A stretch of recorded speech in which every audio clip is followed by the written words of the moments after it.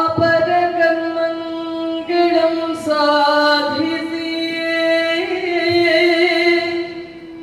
ದಾನ ದಕ್ಷಿಣೆ ಹೋಮನೆ ಮದಿ ಮೇದಿನೀಶಗೆ ಸ್ವರ್ಗಮಂ ಕೊಡಿಸಿ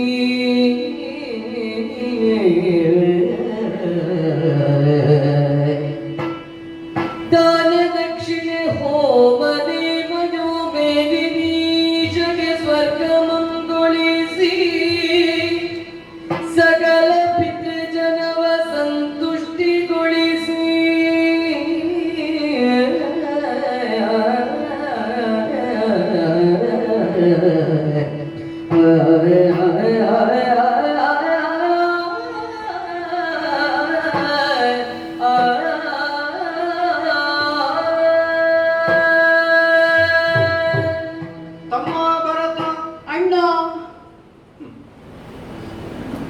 ನಿನ್ನ ಮುಖದರ್ಶನದಿಂದ ಯಾವ ಸಂತೋಷ ಆಯಿತು ನನಗೆ.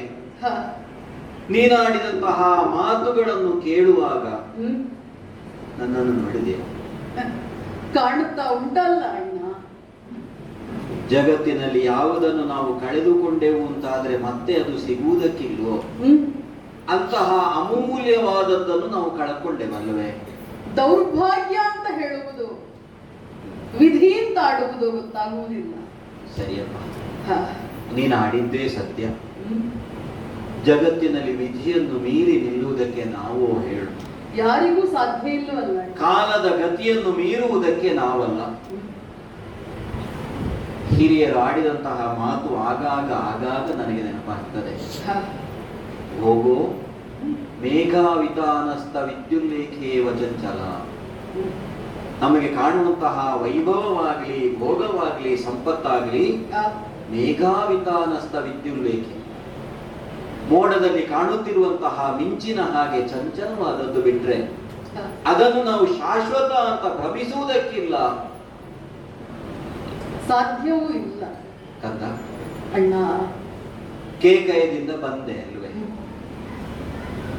ಅಯೋಧ್ಯೆಯ ಸ್ಥಿತಿಯನ್ನು ಅರಿತೇ ನೀನು ಅಯೋಧ್ಯೆಗೆ ಬಂದೆ. ಅಯೋಧ್ಯೆಯ ಸ್ಥಿತಿ ಏನಿರಬಹುದು ಎನ್ನುವ ಹಾಗೆ ಭ್ರಮೆಯನ್ನಿಟ್ಟುಕೊಂಡು ಬಂದದ್ದು. ಯಾಕಂದ್ರೆ ನನಗೆ ನಿರೀಕ್ಷೆ ಇದ್ದದ್ದು ಬಹಳ ದೊಡ್ಡದು. ಭರತ ಅದೆಷ್ಟೋ ಸಮಯದ ಬಳಿಕ ಮರಳಿ ಅಯೋಧ್ಯೆಗೆ ಬರುತ್ತಾನೆ. ಬಂದಂತಹ ಭರತನನ್ನು ನಮ್ಮ ಅಯೋಧ್ಯೆಯ ಮಗ ಈತ ಎನ್ನುವ ಹಾಗೆ ಎಲ್ಲರೂ ಎದುರುಕೊಳ್ಳುತ್ತಾರೆ. ಎಲ್ಲವೂ ನೀರ ಮೇಲಣ ಗುಳ್ಳೆ ಅಂತ ಭಾಸಾಗಿ ಹೋಯಿತಣ್ಣ ನನಗೆ. ಪರಿಸ್ಥಿತಿ ಅಲ್ಲಿಯವರೆಗೆ ತಂದು ಬಿಟ್ಟಿದೆ ನಮ್ಮನ್ನು. ಮಗು, ಅಣ್ಣ, ಬದುಕಿನಲ್ಲಿ ನಿರೀಕ್ಷೆ ಅನ್ನುವುದು ಎಷ್ಟೋ ಸಲ ಹುಸಿಯಾಗಿ ಬಿಡುತ್ತದೆ. ಅರ್ಥವಾಗುತ್ತಾ ಉಂಟು. ಬೀಳುತ್ತಾ ಏಳುತ್ತಾ ಮಗನೇ ನನ್ನನ್ನು ಬಿಟ್ಟು ಹೋಗಬೇಡ ರಾಮ ರಾಮ ಅಂತ ಹೇಳುವ ತಂದೆಗೆ ಬೆನ್ನು ಹಾಕಿ ನಾನು ಕಾನನದ ಕಡೆಗೆ ಮುಖ ಮಾಡಿದವ. ನೀನಾಡುವಾಗ ಪರಿಸ್ಥಿತಿ ಹೇಗಿದ್ದಿರಬಹುದು ಅಂತ ಕಲ್ಪಿಸುವುದಕ್ಕೂ ಸಾಧ್ಯವಾಗುತ್ತಾ ಇಲ್ಲ ಅಣ್ಣ. 14 ವರ್ಷಗಳ ಮರುದಿನವಾದರೂ ಬಂದು ತಂದೆಯನ್ನು ನೋಡುತ್ತೇನೆ ಎನ್ನುವ ನಿರೀಕ್ಷೆಯಿಂದಲೇ ಕಾನನಕ್ಕೆ ಬಂದಂತಹ ನನಗೆ ನಮ್ಮ ತಂದೆ ಸ್ವರ್ಗಸ್ಥರಾದಂತಹ ಆಘಾತಕಾರಿಯಾದ ವರ್ತಮಾನವನ್ನು ನೀನು ಬಂದಾಡಿದೆ. ಮಗು, ಅಣ್ಣ, ಒಂದು ನೆಲೆಯಿಂದ ನೋಡಿದರೆ ನಿನ್ನ ನಿರೀಕ್ಷೆಯಲ್ಲೇ ನಾನಿದ್ದವನು. ಹೊರಡುವ ಕಾಲದಲ್ಲಿ ನಿನ್ನಲ್ಲಿ ನಾನು ವರ್ತಮಾನವನ್ನು ಹೇಳಿಯೇ ಕಾಡಿನ ಕಡೆಗೆ ಬರಬೇಕಿತ್ತು. ಅಣ್ಣನಾದಂತಹ ನನಗದು ಹೊಣೆಗಾರಿಕೆಯೂ ಆಗಿತ್ತು. ಆದ್ರೆ ಆ ಸನ್ನಿವೇಶದಲ್ಲಿ ರಾಮ ಹೇಗಿದ್ದ ಮತ್ತು ಏನು ಮಾಡಬೇಕಿತ್ತು ಅನ್ನೋದು ನಿನ್ನ ಅರಿವಿಗೂ ಬಂದಿರಬಹುದು. ಈಗ ಅಣ್ಣ, ನಿರೀಕ್ಷೆ ಇದ್ದದ್ದು ಬೇರೆಯಾದರೆ ನಾನು ಬರಬೇಕಾದ್ರೆ ಅಣ್ಣ ತಮ್ಮ ಭರತ ಬಂದ ಎನ್ನುವ ಹಾಗೆ ಮಾತನಾಡಿಸಿ ಬಂದು ಅಪ್ಪಿಕೊಳ್ಳುತ್ತಾನೆ. ಎಷ್ಟು ಸಮಯ ಆಯಿತು ಕಂದ ನಿನ್ನನ್ನು ನೋಡಿ ಅಂತ ಆಡುತ್ತಾನೆ ಅಂತ ಭಾವಿಸಿದೆ. ಆದರೆ ಬಂದಾಗ ಜನ್ಮಕ್ಕೆ ಕಾರಣನಾದಂತಹ ತಂದೆಯನ್ನೇ ಕಳಕೊಂಡ ಪರಿಸ್ಥಿತಿಯನ್ನು ನನ್ನ ಕಂಗಳಲ್ಲಿ ಕಾಣಬೇಕಾಯಿತಲ್ಲ ಅಂತ ನೋವು, ಸಂಕಟ, ಹೇಳಿಕೊಳ್ಳುವುದಕ್ಕಾಗದಂತಹ ಭಾವ ನನ್ನ ಮನದಲ್ಲಿ ಉಂಟಾಗಿ ಹೋಗಿದ್ದಣ್ಣ. ನಿನ್ನಲ್ಲಿ ಹೇಳುವ ಅಂತ ಹೇಳಿದ್ರೆ ನೀನು ಹೋಗಿದ್ದಿ, ಅಲ್ಲಿ ಹೀಗಾಗಿ ಹೋಗಿದೆ.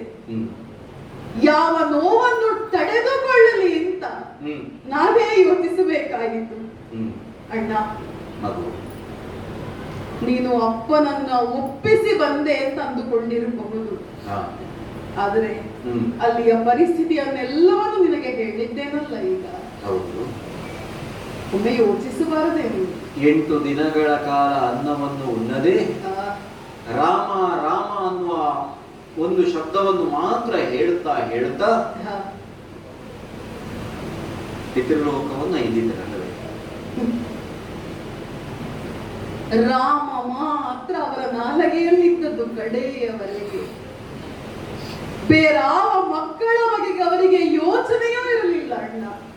ಯಾಕಂದ್ರೆ ರಾಮನೇ ನಮ್ಮಪ್ಪ ದಶರಥನ ಉಸಿರು. ಆ ಉಸಿರೇ ದೇಹದಿಂದ ಹೊರಟು ಹೋಯಿತು ಅಂತ ಆದ ಮೇಲೆ ಅದು ಹೇಗೆ ಆ ಜೀವ ಉಳಿದೀತು ಹೇಳಣ್ಣ ನೀವು. ಅಣ್ಣ, ರಾಮನಲ್ಲಿ ಉಳಿದ 3 ಮಕ್ಕಳನ್ನು ಆ ತಂದೆ ಕಾಣುತ್ತಾ ಇದ್ದರು ಅಂತ ನಾನು ಭಾವಿಸ್ತೇನೆ. ಮತ್ತೆ ಒಂದು ಯಾವ ಕಾರಣಕ್ಕಾದರೂ ವಿಧಿಯ ಆಣತಿಯನ್ನು ಮೀರಿ ನಡೆಯುವುದಕ್ಕುಂಟ ಹೇಳು. ಅದಾಗುವುದಿಲ್ಲ ನಿಜ ಅಣ್ಣ. ಹಾಗೆಂದು ಹಿರಿಯವನಾದ ನಾನು ತಂದೆ ಸ್ವರ್ಗಸ್ಥನಾದಂತಹ ವರ್ತಮಾನವನ್ನು ಕೇಳಿದಾಗ ಆಶಯವಾದಂತಹ ನಮ್ಮ ಪರಂಪರೆಯಲ್ಲಿ ಕರ್ಮಪುತ್ರ ಏನನ್ನು ಮಾಡಬೇಕು ಅದೆಲ್ಲವನ್ನು ಮಾಡಲೇಬೇಕಲ್ಲ. ಗುರುಗಳಾದಂತಹ ವಸಿಷ್ಠರು ಜೊತೆಯಾಗಿ ಆಗಮಿಸಿದವರಿದ್ದಾರೆ. ಅವರನ್ನೇ ಮಾರ್ಗದರ್ಶಕರನ್ನಾಗಿರಿಸಿಕೊಂಡು ವೇದೋಕ್ತವಾದಂತಹ ಮಂತ್ರಗಳಿಂದ ತಂದೆಗೆ ಜಲತರ್ಪಣವನ್ನು ಪಿಂಡ ಪ್ರದಾನವನ್ನು ಮಾಡುವುದೇ ಲಿಖಿತ ಅನ್ನಂತಹ ನೆಲೆಯಿದ್ದರೆ ಪುತ್ರನಾದವನು ಯಾವುದನ್ನು ಉಂಟುತ್ತಾನೋ ಅದನ್ನೇ ಸ್ವರ್ಗಸ್ಥನಾದಂತಹ ತಂದೆಗೂ ಪಿಂಡನಾಗಿ ಮಾಡಬೇಕು ಅನ್ನುವ ಗುರುಗಳ ಮಾತಿನಂತೆ ಹಿಪ್ಪೆಕಾಯಿಯ ಗಿಂಡಿಯನ್ನು ಎಲಚಿಕಾಯಿಯನ್ನು ಬೆಳೆಸಿ ಪಿಂಡವನ್ನು ಮಾಡುವುದನ್ನು ನಾವು ಲಕ್ಷಣದಲ್ಲಿ ಆಡಿದ್ದೇವೆ. ಇಂತಹ ಪರಂಪರೆಯಲ್ಲಿ ಹೇಗೆ ಗೊತ್ತು? ನದಿಯ ದಡಕ್ಕೆ ಹೋಗುವಾಗ ಮುಂದಿನಿಂದ ಮಡದಿ ಹೋಗಬೇಕು ಸೀತೆ ಹಿಂದಿನಿಂದ, ಸಹೋದರನಾದಂತಹ ಲಕ್ಷ್ಮಣ ಅವಳ ಹಿಂದಿನಿಂದ ನಾನು, ನೀನು ಜೊತೆಯಾಗಿ ನದಿಯ ಬಳಿಗೆ ಬಂದು ಜಲತರ್ಪಣಾದಿಗಳನ್ನು ಕೊಟ್ಟವರಿದ್ದೇವೆ. ಅಪ್ಪನಿಗೆ ಸೇರಿತು ಅಂತ ಯೋಚಿಸಬೇಕು. ಗರ್ಭಾಸ್ಮರಣವನ್ನು ಮಾಡಿ ಗುರುಗಳ ಆಡಿದಂತೆ ವೈದಿಕವಾದ ಎಲ್ಲಾ ಕ್ರಿಯೆಗಳನ್ನು ಮಾಡಿ ಪೂರೈಸಿದವರಿದ್ದೇವೆ. ಮರಳಿ ಆಶ್ರಮದೆಡೆಗೆ ಬಂದು ನಮ್ಮ ತಂದೆಯವರದ್ದಾದಂತಹ ಗುಣಗಾನವನ್ನೇ ಮಾಡುತ್ತಾ ಮಾಡುತ್ತಾ ಮಾಡುತ್ತಾ ಮುತ್ತನ್ನು ಕಳೆದವರಿದ್ದೇವೆ. ನೋಡಿದೆಯಾ, ನಮ್ಮ ಕುಲದ ಮೂಲ ಪುರುಷನಾದಂತಹ ಸೂರ್ಯ ಪಶ್ಚಿಮಾಂಬುದಿಯಲ್ಲಿ ಮುಳುಗಿ ತನ್ನ ನಿಯತವಾದಂತಹ ಋತವನ್ನು ಮೀರುವುದಕ್ಕಿಂತ ಅನ್ನುವುದಕ್ಕಾಗಿಯೇ ಪೂರ್ವ ದಿಕ್ಕಿನಲ್ಲಿ ಮರಳಿ ಉದಯಿಸಿದವನಿದ್ದಾನೆ. ಹೌದಲ್ಲ? ಅದರ ಅರ್ಥ ಏನು ಗೊತ್ತೇ? ದಿನ ಅನ್ನೋದು ರಾತ್ರಿಯನ್ನು ಸೇರಿ ಮರುದಿನವಾಗಿದೆ ಅಂತ. ಆ ದಿವಸ ಉಪವಾಸದೊಳಗಿದ್ದು ಮರುದಿನದೊಡದಯ ರಾಮ ಕೌಸಲೆ ಸುಮಿತ್ರೆಯರ ಪಾದಗಿರಗುತ್ತ ಸಕಲ ಮುನಿ ಜನರ ಮುಂದೆ ಧೈರ್ಯೋಧ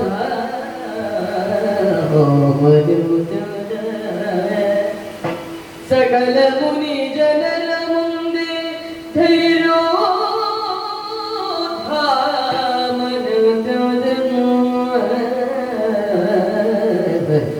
ರಾಮ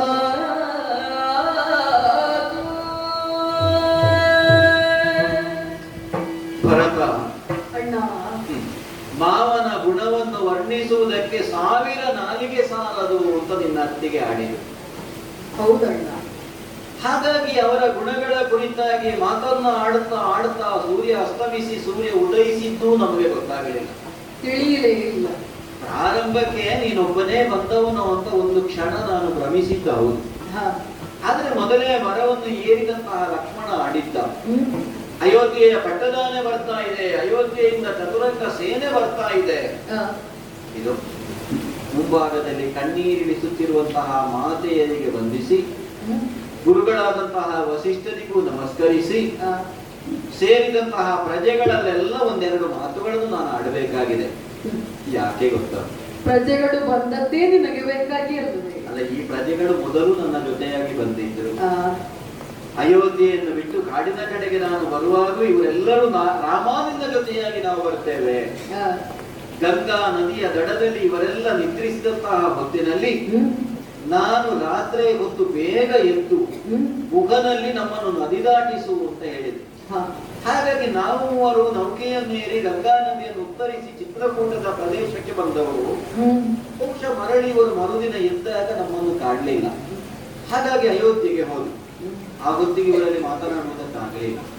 ಹಾಗಾಗಿ ಅದನ್ನು ಮತ್ತು ಈ ದಿನದ ಸನ್ನಿವೇಶವನ್ನು ಸೇರಿಸಿಕೊಂಡು ಒಂದೆರಡು ಮಾತುಗಳನ್ನು ಅವರಲ್ಲಿ ಆಡಬೇಕು. ಅವರಲ್ಲಿ ಆಡಬೇಕು ಅಂದ್ರೆ ನೀನು ಕೇಳಬಾರದು ಅಂತ ಅದರ ಅರ್ಥ ಅಲ್ಲ. ನೀನು ಅದನ್ನು ಕೇಳಬೇಕು. ನೀವು ಬಂದದ್ದು ಬಂದುದೂಲೆ ತಾಯಿತು ನೀವು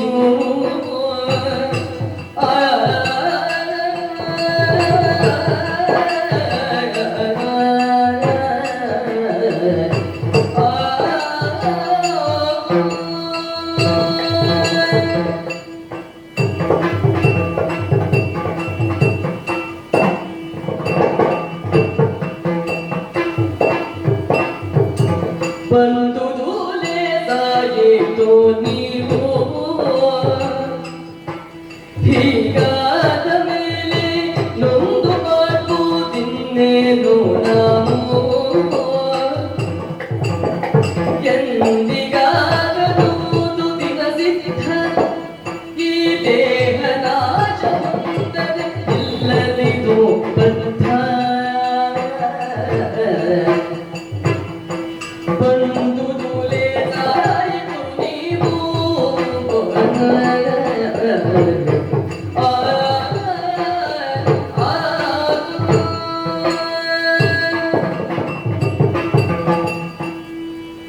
ಅಯೋಧ್ಯೆಯ ಪ್ರಜೆಗಳೇ, ರಾಮ ಪಟ್ಟಾಭಿಷಿಕ್ತನಾಗುತ್ತಾನೆ ಅನ್ನುವಂತಹ ಸನ್ನಿವೇಶದಲ್ಲಿ ಸಂಭ್ರಮಿಸಿದವರು ನೀವು. ರಾಮ ಕಾನನವಾಸಿಯಾಗ್ತಾನೆ ಅನ್ನುವಂತಹ ವರ್ತಮಾನವನ್ನು ತಿಳಿದಾಗ ಕಣ್ಣೀರಿಳಿಸಿದವರು ನೀವೇ. ಒಂದು ಸಂತೋಷಕ್ಕೆ ಒಂದು ದುಃಖಕ್ಕೆ ಎರಡೂ ನೀವು ಸಾಕ್ಷಿಗಳಾಗಿದ್ದವರು. ಅಷ್ಟೇ ಸಾಲದು ಜೀವನ ಅನ್ನುವುದು ಕ್ಷಣಭಂಗುರವಾದದ್ದು ಅನ್ನುವುದನ್ನು ತಿಳಿಯುವುದಕ್ಕೆ. ಆ ದಿನ ನಿಮ್ಮಲ್ಲಿ ನಾನು ಏನನ್ನು ಆಡಬೇಕೋ ಅದನ್ನು ಆಡುವುದಕ್ಕೆ ಅವಕಾಶ ಆಗಲಿಲ್ಲ. ಈಗೊಂದು ನನ್ನ ಮುಂಭಾಗದಲ್ಲಿ ನೀವು ಕಾಣಿಸಿಕೊಳ್ತಾ ಇದ್ದೀರಿ.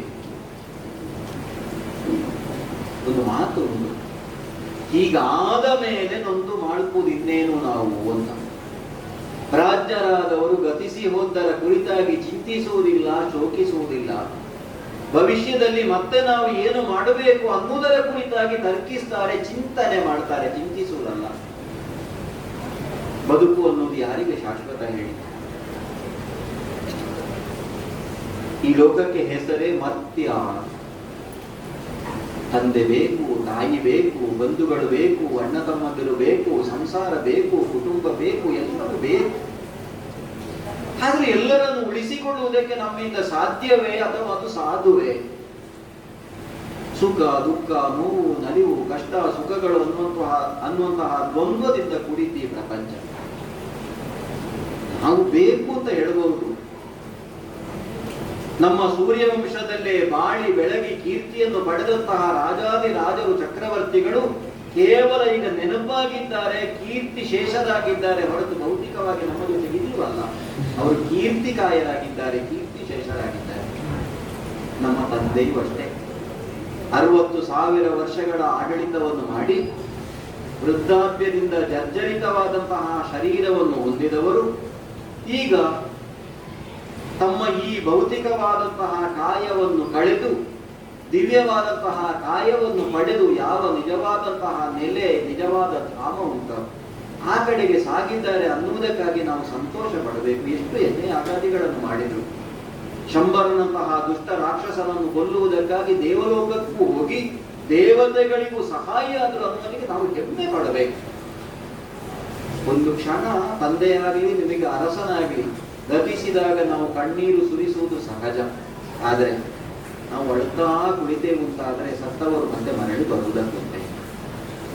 ಹಾಗಾಗಿ ಜಗತ್ತು ಅನ್ನುವುದೇ ಹಾಗೆ ಕಳೆದುಕೊಳ್ಳುವುದೇ ಜೀವನ. ಮರದಲ್ಲಿ ಪಕ್ವವಾದಂತಹ ಹಣ್ಣು ಅನ್ನುವುದು ತೊಟ್ಟು ಕಳಚಿ ನೆಲಕ್ಕೆ ಬೀಳಲೇಬೇಕು. ಹರಿಯುತ್ತಿರುವಂತಹ ನದಿಯಲ್ಲಿ ಆಕಸ್ಮಿಕವಾಗಿ ಎರಡು ಮರದ ದಿನ್ನಿಗಳು ಒಂದಾಗುತ್ತವೆ, ಹಾಗೆಂತ ಅದು ಶಾಶ್ವತವಾಗಿ ಒಂದಾಗಿಯೇ ಇರುವುದಿಲ್ಲ. ಎಲ್ಲಿಯೋ ಒಂದು ಪ್ರವಾಹದಲ್ಲಿ ಸುಳಿಯೋ ಮತ್ತೊಂದು ಸಿಕ್ಕಿದಾಗ ಎರಡೂ ತುಂಡುಗಳು ಬೇರ್ಪಡ್ತವೆ. ಅಪ್ಪ ಮಗ ಗಂಡ ಹೆಂಡತಿ ಎಲ್ಲ ಅಷ್ಟೇ. ನಾವು ತಿಳ್ಕೊಳ್ಳೋದು ಶಾಶ್ವತವಾಗಿ ಜೊತೆಯಾಗಿರ್ತೇವೆ ಅಲ್ಲ. ಪ್ರಯಾಣಿಕರಾಗಿ ಸಾಗುತ್ತಿರುವಂತಹ ಹೊತ್ತಿನಲ್ಲಿ ಪಥ ಮಧ್ಯದಲ್ಲಿ ಸಿಕ್ಕಿದ ಯಾತ್ರಿಕನೋರ್ವ ನಾನು ನಿಮ್ಮ ಜೊತೆಯಾಗಿ ಬರ್ತೇನೆ ಅಂತ ಆಡ್ತಾನೆ. ಜೊತೆಯಾಗಿ ಸಾಗುತ್ತಾರೆ, ಕಷ್ಟ ಸುಖವನ್ನು ಮಾತಾಡ್ತಾರೆ, ಆತ್ಮೀಯತೆ ಬೆಳೆಯುತ್ತದೆ. ಅವನದ್ದಾದಂತಹ ನಿಲುದಾಣ ಏನುಂಟು ಅದನ್ನು ತಲುಪಿಯಾಗುವಾಗ ಯಾತ್ರಿಕ ಅಲ್ಲೇ ನಿಲ್ತಾನೆ. ಆ ತಂಗುದಾಣ ಅವನದ್ದು. ಬದುಕಿನ ಪಥವು ಹಾಗೆ. ಜೊತೆಯಾಗಿರ್ತೇವೆ, ಸಂಸಾರದ ಸುಖವನ್ನು ಅನುಭವಿಸ್ತೇವೆ. ಆ ಭಗವಂತ ನಮ್ಮನ್ನು ಬೇರೆ ಬೇರೆ ಮಾಡುವಂತಹ ದಿನವನ್ನು ಯಾವ ಹೊತ್ತಿಗೆ ಬರೆದಿದ್ದಾನೋ ಅಲ್ಲಿಗೆ ನಾವು ಬೇರೆ ಆಗಲೇಬೇಕು. ಇದು ವಿಧಿ, ಇದು ಪ್ರಪಂಚ, ಇದು ನಿಯತಿ. ಎಂದಿಗಾದರೊಂದು ದಿನ ಸಿದ್ಧ ಈ ದೇಹ ನಾಶ, ಇದು ಶಾಶ್ವತವೋ ಅಲ್ಲವಲ್ಲ. ಹಾಗಾಗಿ ಹುಟ್ಟು ಸಾವುಗಳ ಕುರಿತಾಗಿ ಹೆಚ್ಚು ಚಿಂತಿಸದೆ, ಕರ್ತವ್ಯದಿಂದ ನಾವು ವಿಮುಖರಾಗದೆ ಮುಂದೆ ಏನು ಮಾಡಬೇಕು ಅನ್ನುವುದರ ಕುರಿತಾಗಿ ಆಲೋಚನೆ ಮಾಡಬೇಕು. ಪ್ರಜೆಗಳಲ್ಲಿ ನಿಮಗೊಂದು ಕರ್ತವ್ಯ ಇದೆ. ಈ ಭರತನೇ ನಿಮ್ಮನ್ನು ಆಡುವುದಕ್ಕಿದ್ದಾನೆ ಭವಿಷ್ಯದಲ್ಲಿ. ಆ ಹೊತ್ತಿಗೆ ನೀವೆಲ್ಲರೂ ಅಯೋಧ್ಯೆಯ ಪ್ರಜೆಗಳಾಗಿ ಅವನಿಗೆ ಬೇಕಾದಂತಹ ಎಲ್ಲ ಸಹಕಾರಗಳನ್ನು ಕೊಡ್ತಾ, ನಿಜ ಅರ್ಥದಲ್ಲಿ ಪ್ರಜಾ ಅಂದ್ರೆ ಮಕ್ಕಳು ಅರಸನೇ ಆ ನೆಲೆಯಿಂದಲೇ ಸಹಕರಿಸಬೇಕಾಗ್ತದೆ. ಹಾಗಾಗಿ ಮರಳಿ ನೀವು ಅಯೋಧ್ಯೆಯ ಕಡೆಗೆ ಹೋಗಬೇಕು. ಭರತ ಅಣ್ಣ, ಅವರಿಗಾಡುವ ಮಾತುಗಳನ್ನೇನೋ ನೀನು ಮೌನವಾಗಿ ಕೇಳ್ತಾ ಇದ್ದಿ. ಏನಾಡುತ್ತಿ ಅಂತ ಕುತೂಹಲದಿಂದ. ನಿನಗೂ ಹೇಳುವುದಕ್ಕುಂಟಲ್ಲ ಕಂದ. ಕಂದ ಯೋಧ್ಯ ನಗರಕ್ಕೆ ಕಂದ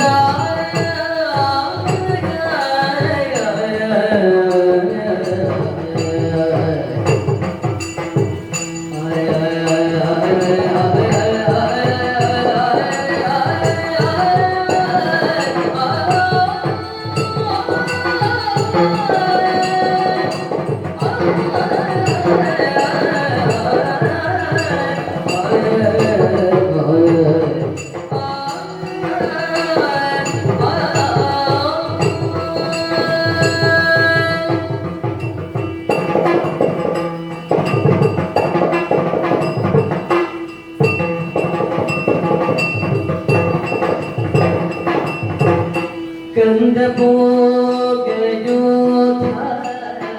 ನಗರಕ್ಕೆ ಆನೆ ಕುದುರೆ ಬಂದಿ ರಾಜವನಾಡೋದಕ್ಕೆ ಆನೆ ಕುದುರೆ ಬಂದಿ ರಾಜವನಾಡೋದಕ್ಕೆ ಕಂದ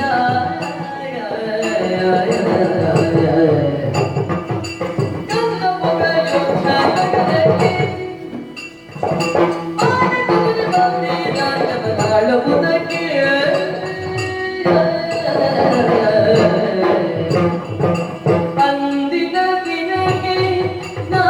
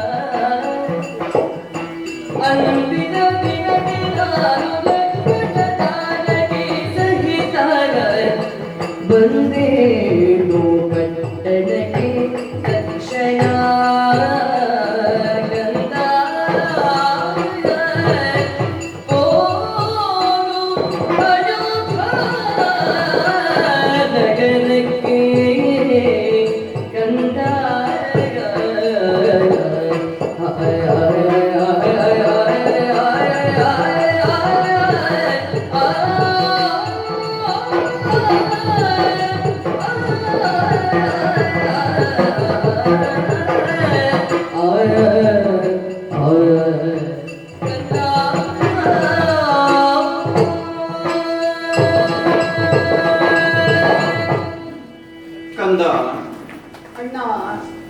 ಪ್ರಜೆಗಳಿಗೆ ಏನನ್ನು ನಾನು ಆಡಿದನೋ? ನೀರ ಮೇಲನ ಗುಳ್ಳೆಯಂದದಿ ತೋರಿ ಅಡಗುವ ಸಂಸಾರ ಅಂತ ಆಡಿದ್ರು. ಭೌತಿಕವಾಗಿ ನಾವು ಮಾಡುವಂತಹ ಕರ್ತವ್ಯ ಕರ್ಮಗಳೇನುಂಟು ಅದನ್ನು ಜಗತ್ತಿನಲ್ಲಿ ಮಾಡಲೇಬೇಕು. ಹೌದಣ್ಣ. ಈ ದಿನಮಾಣಿಯಲ್ಲಿ ಬರದ ಹಾಗಾಗುತ್ತದೆ ಅಂತ ನಾವು ನಿಷ್ಕ್ರಿಯರಾಗಿ ಕುಳಿತುಕೊಳ್ಳುವುದಲ್ಲ. ಸರಳವಾಗಿ ನಾವು ಆಡುವುದಿದ್ರೆ, ಯಾವ ರಥವನ್ನು ಏರಿಕೊಂಡು ನೀನು ಬಂದೆಯೋ ಅದಕ್ಕೆ 2 ಚಕ್ರಗಳು ಹೌದಲ್ಲ. ಒಂದನ್ನು ವಿಧಿ ಅಂತ ತಿಳಿ, ಒಂದನ್ನು ಪೌರುಷ ಅಂತ ತಿಳಿ. ಈ 2 ಚಕ್ರಗಳಿಲ್ಲದೆ ಜೀವನ ರಥ ಅನ್ನೋದು ಮುಂದೆ ಸಾಗುವುದಕ್ಕಿಲ್ಲ.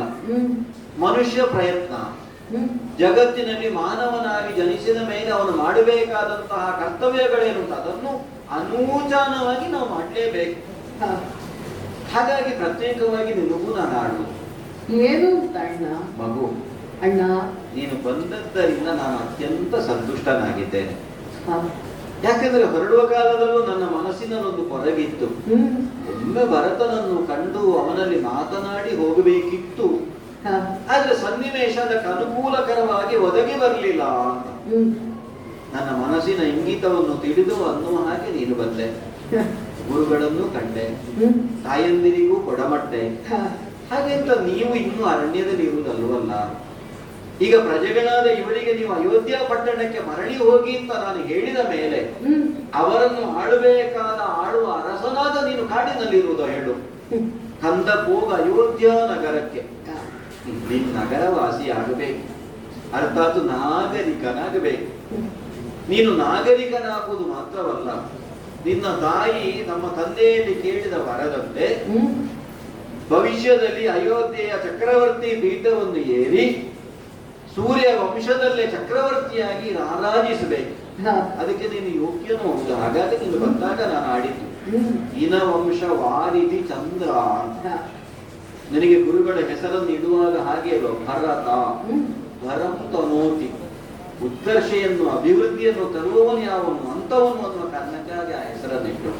ಇದು ಚತುರಂಗ ಸೇನೆ ಇದೆ, ಸುಮಂತ್ರನೇ ಮೊದಲಾದಂತಹ ಅಷ್ಟ ಪ್ರಧಾನರಿದ್ದಾರೆ. ಗುರುಗಳಾದಂತಹ ವಸಿಷ್ಠರಿಂದ ತೊಡಗಿ ಗೌತಮ, ಕಾತ್ಯಾಯನ, ಮಾರ್ಕಾಂಡೇಯ ಮೊದಲಾದಂತಹ ಅಷ್ಟ ಪುರೋಹಿತರು ಗುರುಗಳಿದ್ದಾರೆ. ಇವರೆಲ್ಲರ ಮಾರ್ಗದರ್ಶನದಲ್ಲಿ ರಾಜ್ಯಭಾರವನ್ನು ಮಾಡುವ ಹೊಣೆಗಾರಿಕೆಯನ್ನು ನೀನು ಹೊರಬೇಕಾಗುತ್ತದೆ. ಸೂರ್ಯ ವಂಶ ಅಂದರೆ ಏನು ಅಂತ ನಿನಗೆ ನಾನು ಪ್ರತ್ಯೇಕವಾಗಿ ಹೇಳಬೇಕು ಅಂತ ಇಲ್ಲ. ಸೂರ್ಯನಿಂದ ತೊಡಗಿ ಮನುವಿನಿಂದ ಇಚ್ಛಾಕುವ ಮಾಂಧಾತನೋ ಹರಿಶ್ಚಂದ್ರನೋ ಅನೇಕ ಮಂದಿ ಮಹನೀಯರು ಏರಿ ಆಡಿದಂತಹ ಪವಿತ್ರವಾದ ಸಿಂಹಾಸನದಲ್ಲಿ ಕುಳಿತು ನಮ್ಮ ವಂಶಕ್ಕೆ ನಿಗಳ್ತೆಯನ್ನು, ಕೀರ್ತಿಯನ್ನು ತರಬೇಕಾದ ಗುರುತರವಾದ ಹೊಣೆಯನ್ನು ಹೊರುವವ ನೀನು. ಹಾಗಾಗಿ ಹೋಗು, ಅವರನ್ನು ಆಡು. ತಾಯಿ ಹೇಳಿದ ಮಾತಿನಂತೆ ಅನಿವಾರ್ಯವಾಯಿತು ಬರಬೇಕು ಅಂತ ಇದ್ರೆ ತಮ್ಮನಾದಂತಹ ಲಕ್ಷ್ಮಣ ಹಾಗೂ ಸೀತೆಯರನ್ನೊಡಗೂಡಿಕೊಂಡು 14 ವರ್ಷ ಆಗುವಾಗ ನಾನು ಬಂದೆ. ನೀನು ಹೋಗ. ಅಣ್ಣ, ನೀನು ಆಡಿದ್ದು ಹೇಗೆ? ಅಯೋಧ್ಯೆಯ ನಾಗರಿಕನಾಗ ಹೋಗು ಅಂತ ಹೇಳಿದೆಯಲ್ಲ ನನಗೆ. ಹೌದು ಅಣ್ಣ, ನಾನು ನಾಗರಿಕನಾಗಬಲ್ಲೆ, ಆದರೆ ನೀನಿದ್ದ ಅಯೋಧ್ಯೆಗೆ ಯಾಕೆ ಗೊತ್ತೇ?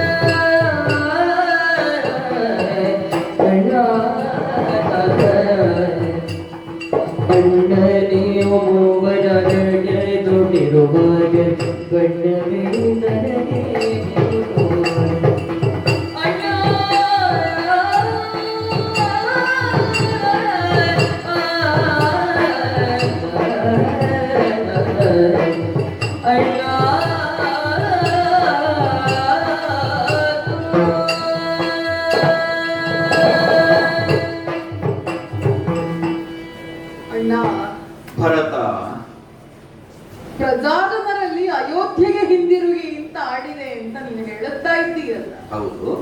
ಅವರಂತೆಯೇ ಅವರ ಅರಸನಾಗಿ ನಾನು ಬದುಕಬೇಕು ಅಂತ ನಿನ್ನ ಇಚ್ಛೆ ಅಲ್ವೇ? ಅವರ ನಾಯಕನಾದ ನೀನು ಮರಳಿ ಹೋಗ್ಬೇಕಲ್ಲ. ನಾಯಕನಾಗಿರುತ್ತಿದ್ರೆ ಮರಳಿ ಹೋಗುವ ಪ್ರಯತ್ನ ಮಾಡುತ್ತಾ ಇದ್ದೆ ಅಣ್ಣ. ನಾಯಕನಾಗಿ ಇದ್ದೀಯಲ್ಲ. ನಾಯಕನಾಗಲಿಲ್ಲ ಹ? ಅಣ್ಣ. ಮಗು, ಅಯೋಧ್ಯೆಗೆ ಮರಳಿ ನಾನು ಬರಬೇಕಾದರೆ ಮೊದಲಿಗೆ ಯೋಚಿಸಿದ್ದು ನನ್ನ ಅಣ್ಣನನ್ನು ಯಾವಾಗ ಕಾಣುತ್ತೇನೆ ಅಂತ. ಆ ಬಳಿಕ ನನಗೆ ನನ್ನ ಅಪ್ಪ ಅಮ್ಮ ನೆನಪಾದದ್ದು. ಹೀಗಿರುವಾಗ ನೀನಿಲ್ಲದಂತಹ ಅಯೋಧ್ಯೆಯನ್ನು ನಾನು ಅರಸನಾಗಿ ಆಳಬಲ್ಲೆ ಅಂತ ನೀನು ಹೇಗೆ ಯೋಚಿಸಿದೆ ಅಣ್ಣ? ನನಗೆ ಕನಸಿನಲ್ಲಿಯೂ ಯೋಚಿಸುವುದಕ್ಕಾಗದಂತಹ ವಿಚಾರ ಅದು ಅಣ್ಣ. ನೀವು ಮೂವರು ಅರಣ್ಯದೊಳಿರುವಾಗ ನಾವು ಕಾಡಿನಲ್ಲಿ ಇರ್ತೇವೆ. ಆ ಅಯೋಧ್ಯೆ ನನಗೆ ಬಣ್ಣವೇ? ನನಗಿರುವುದಕ್ಕಲ್ಲಿ ಸಾಧ್ಯವೇ? ಅದು ಬಣ್ಣ ಕಳೆದುಕೊಂಡ ಅಯೋಧ್ಯೆಯಾಗಬಲ್ಲದು ಬಿಟ್ಟರೆ ಶ್ರೀರಾಮನಿರುವಂತಹ ಅರಣ್ಯವೇ ನನಗೆ ಬಣ್ಣವನ್ನು ಹೊಂದಿದಂತಹ ಅಯೋಧ್ಯೆ, ಸುವರ್ಣದ ಅಯೋಧ್ಯೆ. ನೀವಿಲ್ಲದಂತಹ ಅಯೋಧ್ಯೆಯಲ್ಲಿ ಬಣ್ಣವನ್ನು ಕಲ್ಪಿಸಿಕೊಳ್ಳುವುದಕ್ಕೂ ಈ ಭರತನಿಂದ ಸಾಧ್ಯ ಇಲ್ಲ ಅಣ್ಣ, ಸಾಧ್ಯ ಇಲ್ಲ ಅಣ್ಣ.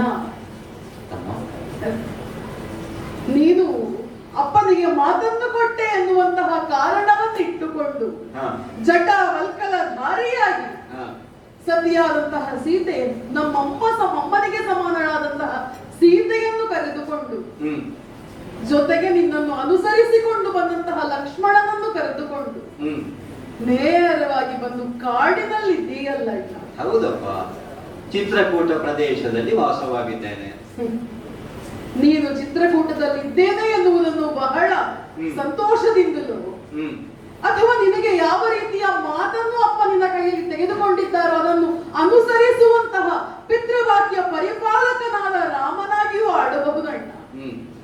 ಆದರೆ ನನಗದನ್ನು ಊಹಿಸುವುದಕ್ಕೂ ಸಾಧ್ಯ ಇಲ್ಲ ಅಣ್ಣ.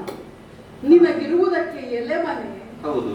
ಈ ಭರತನಿಗೆ ಅರಮನೆ ಬೇಕು, ಅರಮನೆ ಬೇಕು ಅಂತ ಬೇಕಲ್ಲ? ಬೇಡ.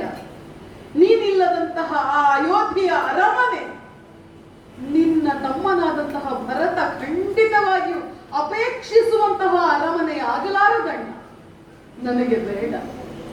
ನಿನ್ನ ಉಡುವುದಕ್ಕೆ ನಾರುಮಡಿ. ಹೌದು. ನನಗೆ ಪಠ್ಯ ಪೀತಾಂಬರಗಳೇ.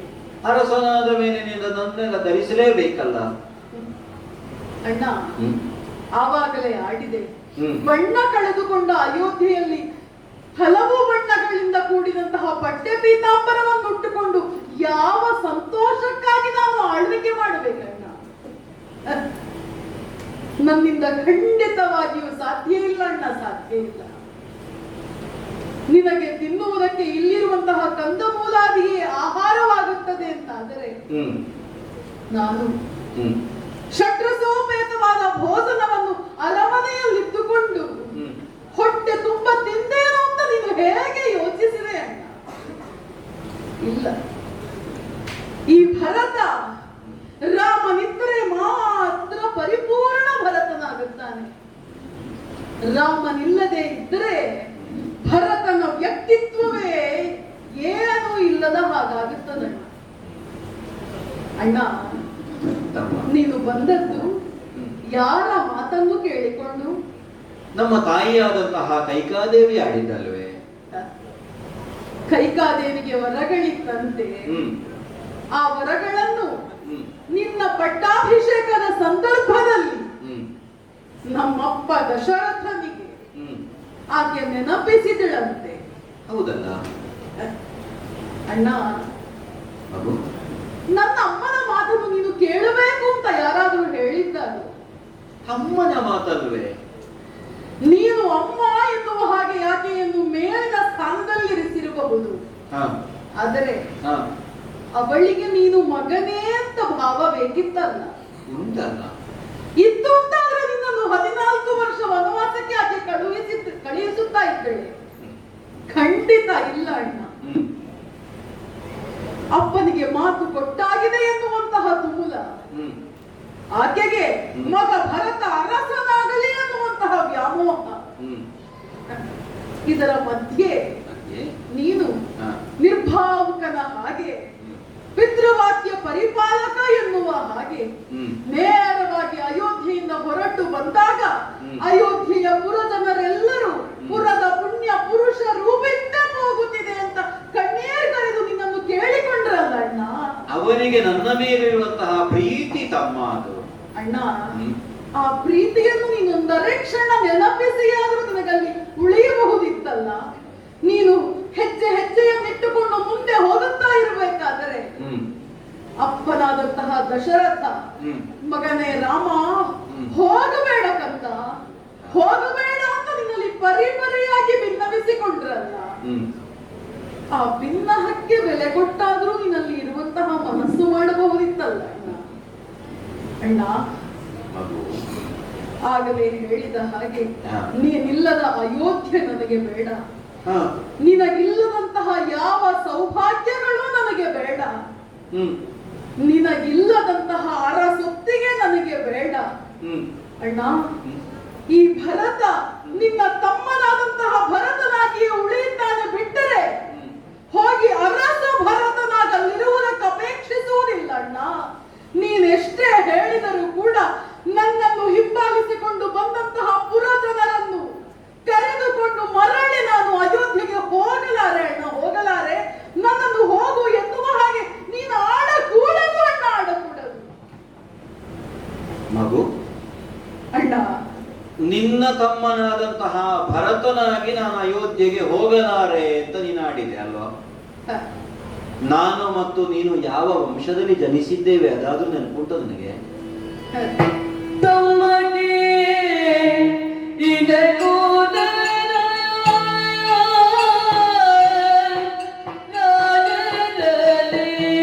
ಜನಿಸಿತು ತಮ್ಮ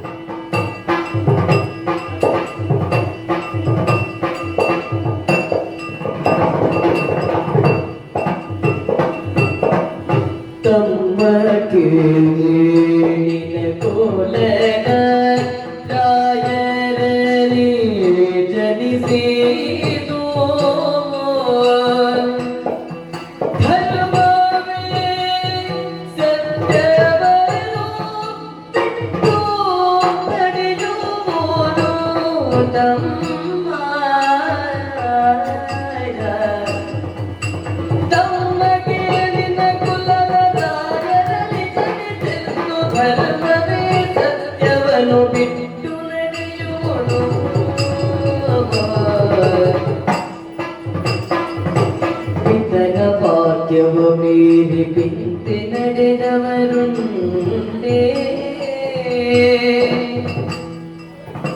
ಪಿತನ ವಾಕ್ಯವ ಮೀರಿ ಪಿಂತೆ ನಡೆದವರುಂಟೆ ತಮ್ಮ ಪಿಂತೆ ನಡೆದವರುಂಟೆ ಅತಿರೇಕವಿದು ಲೋಕ ಗತಿ ಚೋದ್ಯಮಯ್ಯ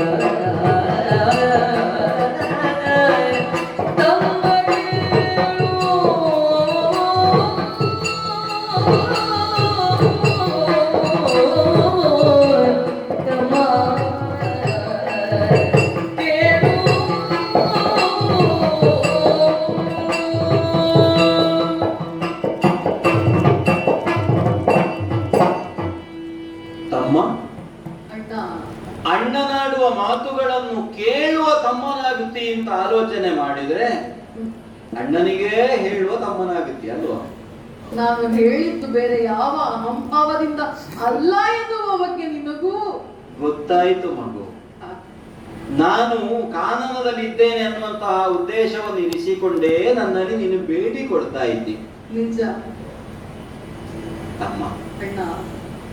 ಭಾವ ಮತ್ತು ವಿವೇಕ ಎರಡನ್ನು ನಾವು ಬೇರೆ ಬೇರೆಯಾಗಿಯೇ ನೋಡಬೇಕು. ಯಾಕಣ್ಣ? ಯಾಕೆ ಗೊತ್ತೇ? ಜಗತ್ತಿನಲ್ಲಿ ಪ್ರತಿಯೊಂದು ಭಾವ ಚೋದಿತವಲ್ಲ. ಮುಂಭಾಗದಲ್ಲಿ ಯಾವುದೋ ಒಂದು ದೃಶ್ಯವನ್ನು ನಾವು ಕಾಣ್ತಾ ಇದ್ದೇವೆ. ಹಾ. ಸರಳವಾದ ಉದಾಹರಣೆ, ಹ್ಮ್. ಯಾರದ್ದೋ ಒಬ್ಬನ ಕಾಲನ್ನು ಕತ್ತರಿಸ್ತಾ ಇದ್ದಾರೆ. ಹ್ಮ್. ಪಕ್ಕದ ನಮ್ಮಲ್ಲಿ ಕರುಣೆ ಉಕ್ಕಿ ಬರ್ತದೆ, ಅಯ್ಯೋ ಅವನ ಕಾಲನ್ನು ಕತ್ತರಿಸ್ತಾ ಇದ್ದಾರಲ್ಲ. ಹ್ಮ್. ಆದ್ರೆ ಹತ್ತಿರಕ್ಕೆ ಹೋಗಿ ನೋಡುವಾಗ ಅರಿವಾಗ್ತದೆ, ಹಾ. ವೈದ್ಯನೊಬ್ಬ ರೋಗಿಯ ಕಾಲನ್ನು ಕತ್ತರಿಸ್ತಾ ಇದ್ದಾನೆ. ಹ್ಮ್. ಅದನ್ನು ಕತ್ತರಿಸದೆ ಹೋದ್ರೆ ರೋಗಿ ಉಳಿಯುವುದೇ ಕಷ್ಟ. ಹಾ. ಅದೇ ನಮಗೆ ಏನಾಗ್ತದೆ ಹೇಳು, ಕತ್ತರಿಸಿ ತೆಗಿಬೇಕಾದ್ರೆ, ಯಾಕಂದ್ರೆ ಅವನ ಜೀವವನ್ನು ಉಳಿಸಬೇಕಾದ್ದು ಮೊದಲ ಕರ್ತವ್ಯ ಅಂತ ನಮ್ಮ ಅರಿವಿಗೆ ಬರ್ತದೆ. ಅದು ಪ್ರಜ್ಞೆ, ಅದು ವಿವೇಕ. ಹ್ಮ್. ಇದು ಕೇವಲ ನಿನ್ನ ಅಣ್ಣನಾದಂತಹ ರಾಮ ಕಾಡಿನಲ್ಲಿದ್ದಾನೆ ಅನ್ನುವ ಒಂದೇ ಕಾರಣಕ್ಕೆ ಬೇಕಾಗಿ ಹ್ಮ್. ಚಕ್ರವರ್ತಿಯಾಗಬೇಕಾದಂತಹ ನಾನು ನಿನ್ನ ಜೊತೆಗಿರ್ತೇನೆ, ಅಣ್ಣನಿಲ್ಲದ ಅರಮನೆ ನಮಗೆ ಬೇಡ ಅಂತ ನೀನು ಆಡ್ತಾ ಇದ್ದಿ. ಹೌದಣ್ಣ. ಮಗು, ಅಣ್ಣ, ನಾವು ಸೂರ್ಯ ವಂಶೀಯರು ಅನ್ನುವುದನ್ನು ನಿನಗಾಗ ನೆನಪಿಸಿದೆ. ಇನಕುಲದ ರಾಯರಲ್ಲಿ ಜನಿಸಿದ್ದು, ಆ, ಹೌದಾ? ಹೌದಣ್ಣ. ಅದು ನಾನು ವಿಶೇಷವಾಗಿ ಹೇಳಬೇಕು ಅಂತ ಇಲ್ಲ. ಮರೆಯುವಂಥದ್ದು ಅಲ್ಲವಲ್ಲ ಅದು. ಒಂದು, ಹ್ಮ್. ಬುದ್ಧಿಜೀವಿಗಳಾಗಿ ಈ ಜಗತ್ತಿನಲ್ಲಿ ನಾವು ಮನುಷ್ಯರಾಗಿ ಜನಿಸಿದ ಮೇಲೆ ಆ. ಈ ಮನುಷ್ಯ ಅನ್ನೋದು ಯಾಕೆ ಬಂತು ಹೇಳು? ಮನುವಿನಿಂದ ಬಂತದ್ದು. ಹಾ. ಅವನು ಸ್ಮೃತಿಕಾರನಿದ್ದಾನೆ, ನಮ್ಮ ವಂಶದವನಿದ್ದಾನೆ. ಹೌದಣ್ಣ. ಹಾಗಾದ್ರೆ ಯಾವ ಯಾವ ವರ್ಣದವರು ಯಾವ ಯಾವ ರೀತಿಯಾಗಿ ಬದುಕಬೇಕು ಅನ್ನೋದಕ್ಕೊಂದು ಸ್ಮೃತಿಯನ್ನು ಅವನು ರಚಿಸಿ ತೋರಿಸಿದವ. ಹ್ಮ್. ಕೇವಲ ಕ್ಷತ್ರಿಯರಾಗಿ ಅಲ್ಲ, ಆ. ತಂದೆಯ ಮಕ್ಕಳಾಗಿ ನಮ್ಮ ಧರ್ಮ ಪಾಲನೆ ಹೇಗಿರಬೇಕು, ಹಾ. ಪಿತನ ವಾಕ್ಯವ ಮೀರಿ ಹಿಂದೆ ನಡೆದವರುಂಟೆ. ಎರಡರ್ಥ ಉಂಟು ಅದಕ್ಕೆ. ಪಿತನ ವಾಕ್ಯವನ್ನು ಮೀರಿ ಹಿಂದೆ ನಡೆದವರು ಯಾರಾದ್ರೂ ನಮ್ಮ ವಂಶದಲ್ಲಿ ಇದ್ದಾರೋ ಹೇಳು? ಇಲ್ಲ. ಅಲ್ಲ. ಆ. ಪಿತನ ವಾಕ್ಯವನ್ನು ಕೇಳಿ ಮುಂದೆ ನಡೆಯಬೇಕಾದಂತಹ ನಾವು ಅದರಿಂದ ಹಿಂದೆ ಸರಿಯುವುದಕ್ಕುಂಟೆ. ಸಾಧ್ಯವಿಲ್ಲ ನಿಜ. ನೀನು ಆಲೋಚನೆ ಮಾಡು. ಹ್ಮ್. ನನಗೆ ತಾಯಿ ಹೇಳಿದಂತಹ ಮಾತೇನು? ಆ. 14 ವರ್ಷಗಳ ವನವಾಸ. ಹ್ಮ್. ನಮ್ಮ ತಾಯಿ ಮಗನಾದಂತಹ ನಿನಗೆ ಹೇಳಿದ ಮಾತೇನು? ಪಟ್ಟ. ರಾಮನಿಗಾಗಿ ಯಾವುದೆಲ್ಲ ಸುವಸ್ತುಗಳನ್ನು ಸಿದ್ಧ ಮಾಡಿ ಇಟ್ಟಿದ್ದಾರೋ ಹ್ಮ್. ಅದೆಲ್ಲವನ್ನು ಬಳಸಿಕೊಂಡು ಮಗನಾದಂತಹ ಭರತನಿಗೆ ಅಯೋಧ್ಯೆ ಪಟ್ಟಾಭಿಷೇಕ ಆಗಬೇಕು. ಹಾ. ಇದು ತಂದೆ ಮತ್ತು ತಾಯಿಯಂದಿರು ಒಟ್ಟಾಗಿ ನಿರ್ಣಯ ಮಾಡಿದಂತಹ ಒಂದು ಮಾತು. ಅದನ್ನು ಮೀರುವುದಕ್ಕೆ ಮಕ್ಕಳಾದ ನಾವು ಭರತ. ತಂದೆ ತಾಯಿಯರು ಒಟ್ಟಾಗಿ ನಿರ್ಣಯ ಅಂತ ಹೇಳುವುದಕ್ಕಾಗುವುದಿಲ್ವಲ್ಲ. ತಂದೆ ಕೊಟ್ಟ ವರ ಅಲ್ವೋ? ಕೊಟ್ಟಿರಬಹುದು, ಆದರೆ ಆ ಕ್ಷಣಕ್ಕೆ ನನ್ನಮ್ಮ ನೆನಪಿಸಬೇಕಿತ್ತು ಅಂತ ನೋವು ನನಗೆ. ಅದನ್ನು ಅಮ್ಮ ಆಡಿದ್ರಲ್ಲ. ಹ್ಮ್. ಚಕ್ರವರ್ತಿಯಾದಂತಹ ದಶರಥನಲ್ಲಿ ಕೇಳಬೇಕಾದಂತಹ ಸನ್ನಿವೇಶವಾಗಿತ್ತು ಅದು. ಆ. ಒಂದು ವೇಳೆ ರಾಮನಿಗೆ ಹಸ್ತಾಂತರವಾಯಿತು ಅಂತಾದ್ರೆ ಮತ್ತೆ ಕೇಳುವುದಕ್ಕೆ ಅನುವಿಲ್ಲ, ಹಾಗಾಗಿ ಕೇಳಿದ್ದೇನೆ ಅಂತ. ಮತ್ತೆ ಇನ್ನೂ ಒಂದು ಎಳ್ಳ ಬರತ್ತ, ಆ. ತಂದೆ ಯಾಕೆ ಹಾಗೆ ಮಾಡಿದ್ರು, ಯಾಕೆ? ತಾಯಿ ಯಾಕೆ ಹೀಗೆ ಮಾಡಿದ್ರು, ಹ್ಮ್. ಅದನ್ನು ಮಕ್ಕಳಾಗಿ ಪ್ರಶ್ನಿಸುವ ಅಧಿಕಾರವೇ ನಮಗಿಲ್ಲ. ಹ್ಮ್. ಒಬ್ಬನಲ್ಲಿ ತಂದೆ ಹೇಳ್ತಾನೆ, ನಿನಗೆ ಸರಳವಾಗಿ ನಾನು ಆಡ್ತೇನೆ. ಹ್ಮ್. ಒಂದು ಮನೆಯ ಹಿರಿಯವನಾಗಿ ತಂದೆ ಆಡ್ತಾನೆ, ಹಾ. ಮಗನೇ ನೀನು ಇವತ್ತು ಹೊಲಕ್ಕೆ ಹೋಗು, ಹ್ಮ್. ಅಲ್ಲಿರುವಂತಹ ಎತ್ತುಗಳನ್ನು ತಕೊಂಡು ಹೋಗಿ ಹ್ಮ್. ನೇಗಿಲನ್ನು ಹೂಡಿ ಆ. ಆ ಹೊಲವನ್ನು ಉಳುವಂತಹ ಹೊಡೆ ನಿನ್ನದು ಅಂತ ಒಬ್ಬ ಮಗನಲ್ಲಿ ಹೇಳ್ತಾನೆ. ಹ್ಮ್. ಮತ್ತೊಬ್ಬ ಮಗನಲ್ಲಿ ಹೇಳ್ತಾನೆ, ಹ್ಮ್. ಅಲ್ಲೇ ಹತ್ತಿರದಲ್ಲಿ ಒಂದು ಮನೆಯಲ್ಲಿ ಆ. ದೇವತಾ ಕಾರ್ಯ ಇದೆ, ಹ್ಮ್. ಈ ದಿನ ಮಧ್ಯಾಹ್ನದ ಹೊತ್ತು ಅಲ್ಲಿಯ ಭೋಜನಕ್ಕೆ ದೇವತಾ ಪೂಜೆಯನ್ನು ನೋಡಿ ಪ್ರಸಾದವನ್ನು ಸ್ವೀಕರಿಸಿ ಊಟ ಮಾಡಿ ಬಾ ಅಂತ ಹೇಳ್ತಾನೆ. ಹಾ. ಆ ಒಬ್ಬನಲ್ಲಿ ಊಟಕ್ಕೆ ಹೋಗುವುದಕ್ಕೆ ಅಪ್ಪ ಹೇಳಿದ್ರು, ಹ್ಮ್. ಇನ್ನೊಬ್ಬನಲ್ಲಿ ಎತ್ತುಗಳನ್ನು ತೆಕ್ಕೊಂಡು ಹೊಲದಲ್ಲಿ ಉಳುವ ಕಠಿಣವಾದ ಶ್ರಮದ ಕೆಲಸವನ್ನು ಹೇಳಿದ್ರು. ನನ್ನ ಮಕ್ಕಳು ಹೇಳುವುದಕ್ಕುಂಟ, ಅಣ್ಣ. ಯಾರನ್ನು ಎಲ್ಲಿಗೆ ಕಳುಹಿಸಬೇಕು ಅನ್ನುವ ವಿವೇಚನೆ ತಂದೆಗೆ ಬಿಟ್ಟದ್ದು. ಪಿತನ ವಾಕ್ಯವ ಮೀರಿ ಹಿಂದೆ ನಡೆದವರುಂಟೆ, ನಡೆಯುವವರುಂಟೆ. ಹಾಗಾಗಿ ಹೀಗೆಲ್ಲ ಹಠ ಮಾಡಬಾರದಪ್ಪ. ಅಣ್ಣ, ಹ್ಮ್. ನಿನಗೆ ಹಠ ಅಂತ ಅನ್ನಿಸ್ತದು ಅಲ್ವ ಮತ್ತೆ? ಇನಕುಲದಲ್ಲಿ ಯಾರು ಹೇಗೆ ನಡೆದ್ರು ಎನ್ನುವ ಬಗ್ಗೆ ನನಗೂ ಗೊತ್ತಿಲ್ಲವೋ ಅಣ್ಣ. ಅಂದ್ರೆ ನಿರ್ಮಲದೊಳು ಜ್ಯೇಷ್ಠ ಸುತ ನಿರಲಾದನ ತಮ್ಮಗೆ ರಾಜ್ಯವುಂಟೆ ಅಣ್ಣ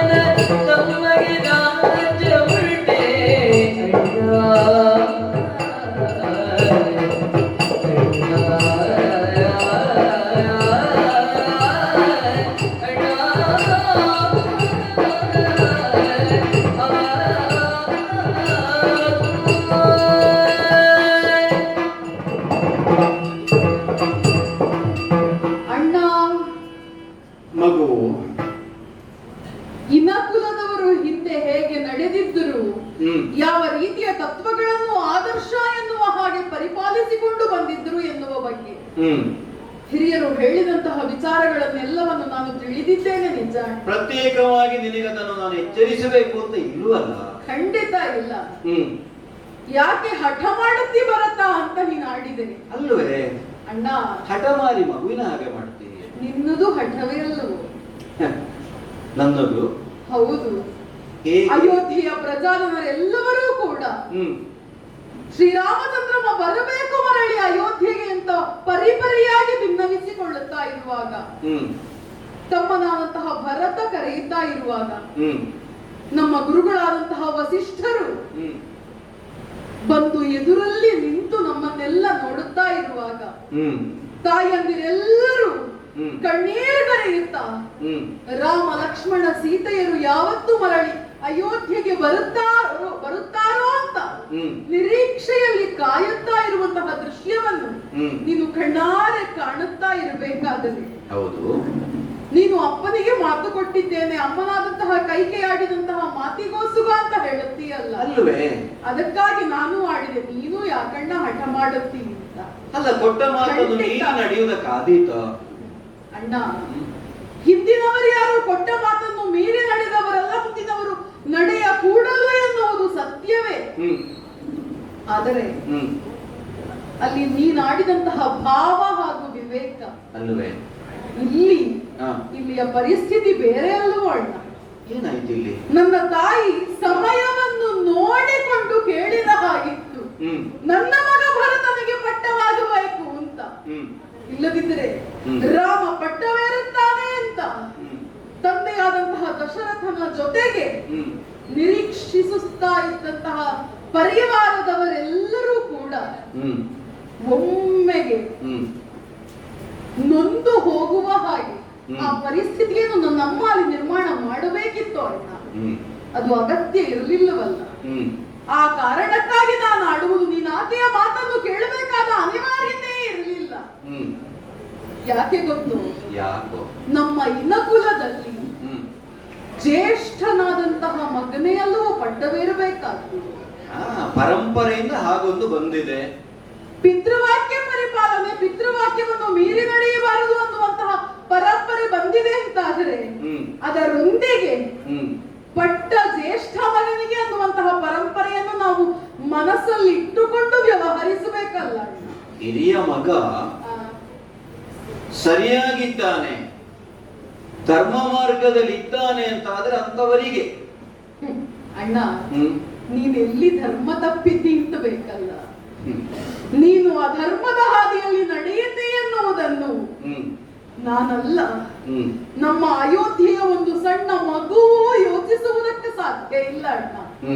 ಅಂತಹ ಧರ್ಮ ಪರಿಪಾಲಕ ನೀನು ಎಲ್ಲಿ ಧರ್ಮ ತಪ್ಪಿದೆ ಅಂತ ಬೇಕಲ್ಲ ಅಣ್ಣ. ಮತ್ತೊಂದು ಅವಕಾಶವೂ ಉಂಟು. ಜ್ಯೇಷ್ಠನಾದವನಿಗೆ ಕೈಕಾಲು ಸರಿ ಇಲ್ಲದೆ ಅಂಗವೈಕಲ್ಯವೋ, ಸರಿ ಬುದ್ಧಿಭ್ರಮಣೆಯೋ, ಅಥವಾ ಬೇರಾವುದೋ ಸಮಸ್ಯೆಯೋ ಉಂಟಾಯಿತು, ಅಥವಾ ಆತ ನಶಿಸಿ ಹೋದನು, ಇಲ್ಲವಾದನು, ಏನಾದರೂ ಆಯಿತು. ಅಂತಹ ಪರಿಸ್ಥಿತಿಯಲ್ಲಿ ಇಂತಾದರೆ ಬೇರೆ ಯಾರಾದ್ರೂ ಬೇರೆ ಮಕ್ಕಳು ಪಟ್ಟವನ್ನೇರಬಹುದು. ಅಂತಹ ಒಂದು ಪರಂಪರೆ ಉಂಟಲ್ಲ ರಾಜಪೀಠಕ್ಕೆ? ಉಂಟಲ್ಲ. ಆದರೆ ಇಲ್ಲಿ ಅದ್ಯಾವ ಸಮಸ್ಯೆಗಳು ನಮಗೆ ತಲೆದೋರ್ಲಿಲ್ಲ ಅಣ್ಣ. ಹಠ ಮಾಡದೆ ಅಯೋಧ್ಯೆಗೆ ತೆರಳುತ್ತಾಡುವಾಗ ನೀನು ಆಡಿದ ರಥದ 2 ಗಾಲಿಗಳ ಹಾಗಿರಬೇಕು ಅಲ್ವೇ? ಒಂದು ಪೌರುಷ, ಒಂದು ವಿಧಿ ಅಣ್ಣ. ಬದುಕಿಗಾರ ನಾಯಕರು, ವಿಧಿಯೋ, ಪೌರುಷವೋ, ಧರ್ಮವೋ, ಅಂಧಬಲವೋ ಯಾರು ಅಂತ ಯಾರು ನಿರ್ಧರಿಸುವುದಕ್ಕಾಗುತ್ತದಣ್ಣ. ಘಟನೆ ಘಟಿಸಿ ಹೋದದ್ದನ್ನು ಸರಿಪಡಿಸಬೇಕು ಅಂತ ಕೆಲವರಾದರೂ ಪ್ರಯತ್ನಿಸುತ್ತಾ ಇರಬೇಕಾದ್ರೆ, ನೀನು ಮತ್ತೆ ಅದರಲ್ಲೇ ನಾನು ಒದ್ದಿಕೊಂಡು ಬಿಡುತ್ತೇನೆ, ಅದನ್ನೇ ಪಾಲಿಸುತ್ತಾ ಇರುತ್ತೇನೆ ಅಂತ ಹೇಳುವುದು ಭರತನ ಮನಸ್ಸಿಗೇನೋ ಬಹಳ ನೋವಾಗುತ್ತದಣ್ಣ. ಅಣ್ಣ, ರಾಮನ ಅಂತರಂಗವನ್ನು ನಾವು ಅರ್ಥವಿಸಿಕೊಳ್ಳುವುದಕ್ಕೆ ಸಾಧ್ಯವಿಲ್ಲ. ಯಾಕಂದರೆ ನಿನ್ನನ್ನು ದೇವರಾಮನಾಗಿ ಕಂಡವರೇ ನಮ್ಮವರು. ಅದು ಭಕ್ತಿ ಅಂತ ನೀನು ಆಡಬಹುದು. ಆದರೆ ತಮ್ಮನಾದಂತಹ ಭರತನ ಅಂತರಂಗ ನಿನಗೆ ಅರ್ಥವಾಗಲಿಲ್ಲವೇ? ಯಾಕಪ್ಪ ಅರ್ಥ ಆಗದೆ? ಅರ್ಥ ಆದ ಕಾರಣಕ್ಕಾಗಿಯೇ ಇಷ್ಟೇ ಹೇಳುದು ನಾನು. ಅಣ್ಣ, ನೀವ್ ಎಷ್ಟೇ ಹೇಳಿದ್ರು ಕೂಡ ಇಲ್ಲಿಂದ ಹೋಗಬೇಕು ಅಂತ ನನ್ನ ಮೇಲೆ ಅಧಿಕಾರದಿಂದ ನೀನು ಆಡಿದ್ರು ಕೂಡ. ಅಲ್ಲ, ನೀನು ಹೋಗಲೇಬೇಕಲ್ಲ ಅಯೋಧ್ಯೆಯ ಕಡೆಗೆ. ಅಲ್ಲ, ನೀನು ಹೋಗಬೇಕು ಅಂತ ಹೇಳಿದ್ರೆ ಹೋಗುತ್ತೇನೆ. ಹೋಗುತ್ತೇನೆ. ಎಲ್ಲಿಗೆ ಗೊತ್ತು? ಎಲ್ಲಿಗೆ? ಅಯೋಧ್ಯೆ ಅಲ್ಲ, ಮತ್ತೆ ಬೇರೊಂದೂರಿಗೆ ಸಾಗಿ ಹೋಗುತ್ತೇನೆ. ಅದು ಬಿಟ್ಟು ನೀನು ಬಾರದ ಅಯೋಧ್ಯೆಗೆ ನಾನು ಹೋಗುವುದೇ ಹೋಗುವುದಿಲ್ಲ ಅಣ್ಣ. ಅನಿತು ದಿನ ರಾಜ್ಯವನ್ನು ಆಡಿಕೊಂಡಿರು ನೀನು ಭರತಾಯ. ಮನಸ್ಸಿನೊಳು ಅನುಮಾನ ಮತ್ತೇನು ಬೇಡ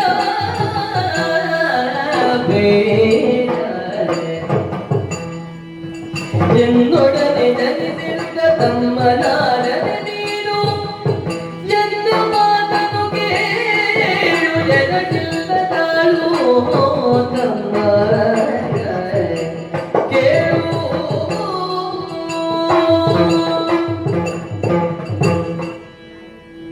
ಸತ್ಯಮೇವ ಜಯತೆ ನಾನೃತಂ. ಗುರುಗಳು ನಿನಗೆ ಹೇಳಿದ್ದು ನೆನಪಿಲ್ವ? ನೆನಪುಂಟಣ್ಣ. ಧರ್ಮೋ ಹಿ ಪರಮೋ ಲೋಕೆ ಧರ್ಮೇ ಸತ್ಯಂ ಪ್ರತಿಷ್ಠಿತಂ. ಅದೂ ನೆನಪಿದೆ ಮಗು. ಅಣ್ಣ, ತಾಯಿಯಾದಂತಹ ಕೈಕಾದೇವಿ ಮಂದಬುದ್ಧಿಯಿಂದಲೋ ಅಥವಾ ಬೇರೆ ಯಾವುದೋ ಒಂದು ಕಾರಣದಿಂದ ಚಂಚಲವಾದಂತಹ ತನ್ನ ಮಗನಿಗೆ ಸಿಗಬೇಕು ಅನ್ನೋ ವ್ಯಾಮೋಹದಿಂದ ಏನೇ ಕಾರಣ ಇರಲಿ, ಆ ಕ್ಷಣಕ್ಕೆ ಒಂದು ಮಾತನ್ನು ತಾಯಿ ಆಡಿದ್ರು. ಆಡಿದ್ದ ಹೌದಾ? ಆಡಿದ್ದ ಹೌದು. ಅದೇ ಹೊತ್ತಿಗೆ ಅಂತಃಪುರವನ್ನು ಸೇರಿದಂತಹ ನಮ್ಮ ತಂದೆಯಾದ ದಶರಥ ಭೂಪತಿಗಳನ್ನು ಒಪ್ಪಿ ಅಸ್ತು ಅಂತ ಹೇಳಿದ್ದ ಹೌದಾ? ಅದು ಹೌದು ಅಂತ ಕೇಳಿ ತಿಳಿದಿದ್ದೇನೆ. ಹೊರಡುವ ಕಾಲದಲ್ಲಾದ್ರೂ ಒಂದು ಹೊತ್ತಾದ್ರೂ ನನ್ನ ಜೊತೆಯಾಗಿದ್ದು ಉಂಡು ಹೋಗು ರಾಮ ಅಂತ ಹೇಳಿದ್ದು ಬಿಟ್ರೆ ನೀನು ಕಾನನಕ್ಕೆ ಹೋಗಬೇಡ ಅಂತ ಅಪ್ಪ ಹೇಳಲಿಲ್ಲ. ಬೇಕಾದ್ರೆ ನನ್ನನ್ನು ಬಂಧಿಸಿ ಸೆರೆಮನೆಗೆ ಹಾಕು, ನನ್ನನ್ನು ಯುದ್ಧದಲ್ಲಿ ಸೋಲಿಸು, ಇಂತಹ ಮಾತುಗಳನ್ನು ಆಡಿದ್ರು ಬಿಟ್ರೆ ನೀನ ಅಯೋಧ್ಯೆಯಿಂದ ಹೋಗುವುದೇ ಬೇಡ ರಾಮ ಅಂತ ನಮ್ಮ ಅಪ್ಪನೂ ಆಡ್ಲಿಲ್ಲ. ಅಣ್ಣ, ಅಪ್ಪ ಹಾಗಾಡಿದ್ದು ನಿಜ. ಅಪ್ಪ ಹೇಳಿದ್ದನ್ನು ನೀನು ಅನುಸರಿಸಿ ಬಂದದ್ದು ನಿಜ. ಅದಕ್ಕೆ ಕಾರಣ ನನ್ನಮ್ಮ ಕೈಕೆ ಎನ್ನುವಂತಹದ್ದು ನಿಜ. ಸತ್ಯವೇ? ಈಗ ಬಂದಂತಹ ತಾಯಿಯಂದಿರಲ್ಲಿ ಕೈಕೆಯೂ ಇದ್ದಾಳಲ್ಲ. ಹೌದು. ಅವಳು ನಿನ್ನಲ್ಲಿ ಆಡುವಂತಹ ಮಾತನ್ನು ನೀನೀಗ ಗಮನಿಸಿರ್ಬೇಕಲ್ಲ. ಹೇಳಿದ್ಲು. ಅವತ್ತು ಏನೋ ಬುದ್ಧಿಭ್ರಮಣೆ ಆದ ಹಾಗಾಯಿತು ಮಗು. ಹೌದು. ತಪ್ಪು ಮಾಡಿಬಿಟ್ಟೆ, ಅದನ್ನು ಮನಸ್ಸಿನಲ್ಲಿ ಇಟ್ಟುಕೊಳ್ಳಬೇಡ. ಮರಳಿ ಅಯೋಧ್ಯೆಗೆ ಬಾ ಕಂದ ಅಂತ ಆಕೆ ನಿನ್ನಲ್ಲಿ ಕಣ್ಣೀರ್ಗರೆದು ಬೇಡಿಕೊಂಡಿದ್ದಾಳೆ ಅಂತಾದರೆ ಆವತ್ತಿನದನ್ನು ಮರೆತು ಬಿಡಬಹುದಲ್ಲ? ಮರೆತು ಬಿಡಬಹುದು, ಮರೆತು ಬರಬಹುದು. ಆದ್ರೆ ತಂದೆ ಬೇಕಲ್ಲ. ಯಾಕಂದ್ರೆ ವರ ಕೊಟ್ಟದ್ದು ತಂದೆಗೆ, ಆ ತಂದೆಯೇ ನಮ್ಮ ಮುಂಭಾಗದಲ್ಲಿ ನಿಂತು ಸರಿ ಒಪ್ಪಿದೆ ಅಂತ ಹೇಳಿದ್ರೆ ಆಗ ಬರುವುದಕ್ಕಾಗ್ತದೆ. ಬಿಟ್ರೆ ಕೇವಲ ಈಗ ಅಮ್ಮನಾಡಿದಂತಹ ಮಾತಿಗೆ ಮರಳಿ ಮೌಲ್ಯ ಬರುವುದಿಲ್ಲ. ಭರತ ಹೋದ ತಂದೆಗೆ ಸಂತೋಷ ಆಗಬಹುದು ಏನೋ ಅಂತ ಒಂದು ಆಸೆ ನನಗೆ. ನೀನು ಮರಳಿ ಅಯೋಧ್ಯೆಗೆ ಬಂದರೆ ಇಲ್ಲ ಇಲ್ಲ. ಯಾಕೆ ಗೊತ್ತೇ? ಯಾಕೆ? ಕ್ಷಣಿಕವಾದಂತಹ ಸಂತೋಷ ಬೇರೆ, ಸುದೀರ್ಘವಾಗಿ ದೀರ್ಘಕಾಲೀನವಾಗಿ ನಾನು ಆಗಾಗ ನಿನಗೆ ನೆನಪಿಸುವುದು ಅದನ್ನು ಇನಕುಲ ಸೂರ್ಯವಂಶ. ಈ ಕ್ಷಣಕ್ಕೆ ನಮ್ಮದಾದಂತಹ ಭ್ರಮೆಯಿಂದ ನಮ್ಮದಾದಂತಹ ಪ್ರೀತಿಯಿಂದ ನಾವು ಏನನ್ನೋ ಮಾಡಿಬಿಡ್ತೇವೆ.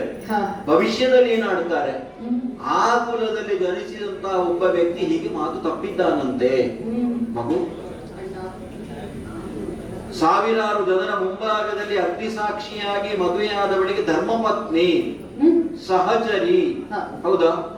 ಧರ್ಮೇಚ ಅರ್ಥೇಚ ಕಾಮೇಚ ನಾ ಅತಿಚರಾಮಿ. ನಿಜ. ಹಾಗಾದ್ರೆ ಯಾಕೆ ನಮ್ಮ ವಂಶದವನೇ ಆದಂತಹ ಹರಿಶ್ಚಂದ್ರ ಮಡದಿಯಾದ ಚಂದ್ರಮತಿಯನ್ನು ವಿಕ್ರಯಿಸಿದ? ಯಾಕೆ? ಮಗನನ್ನು ಮಾರಾಟ ಮಾಡುವ ಒಂದು ಕ್ರಮ ಉಂಟ? ಇಲ್ಲ. ಹಾಗಾದ್ರೆ ಸತ್ಯ ಧರ್ಮ ಅದು ನಾನು ಆಗ ಆಡಿದಂತೆ ಎರಡು ಕಣ್ಣುಗಳಿದ್ದ ಹಾಗೆ ಜೀವನಿಗೆ.